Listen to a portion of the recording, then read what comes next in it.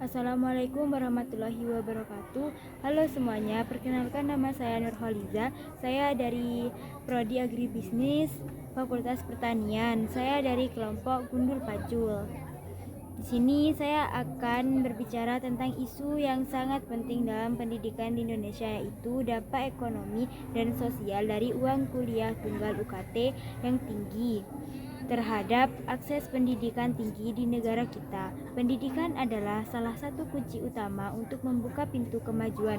Namun, ketika biaya untuk memperoleh pendidikan tersebut menjadi penghalang, kita harus bertanya, apakah kita sedang menjalankan sistem yang adil? UKT adalah sistem yang diterapkan untuk menetapkan biaya kuliah berdasarkan kemampuan ekonomi keluarga mahasiswa. Tujuannya adalah untuk meringankan beban bagi mereka yang kurang mampu. Namun dalam praktiknya, sistem ini sering tidak berjalan dengan baik. Salah satunya adalah beban finansial pada keluarga. UKT yang tinggi dapat menjadi beban finansial yang berat bagi banyak keluarga. Banyak orang tua yang harus mengorbankan kebutuhan lain demi membayar biaya pendidikan anak mereka. Yang kedua, utang pendidikan. Beberapa mahasiswa terpaksa mengambil pinjaman untuk membiayai pendidikan mereka. Yang ketiga, kesetaraan akses. UKT yang tinggi seringkali menghalangi akses bagi mahasiswa dari latar belakang ekonomi yang kurang mampu, yang pada akhirnya memperburuk kesenjangan sosial ekonomi di mereka.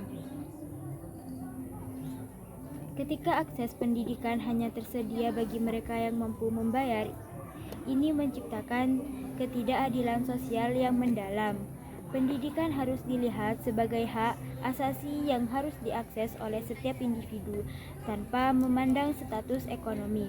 UKT yang tinggi dapat mengurangi jumlah lulusan pendidikan tinggi, yang pada akhirnya dapat mempengaruhi kualitas sumber daya manusia di Indonesia.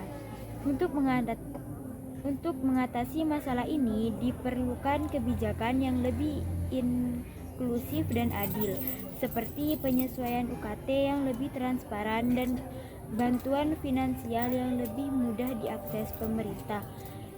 Institusi pendidikan dan masyarakat harus bekerja sama untuk memastikan bahwa setiap anak Indonesia memiliki kesempatan yang sama untuk mengejar pendidikan tinggi.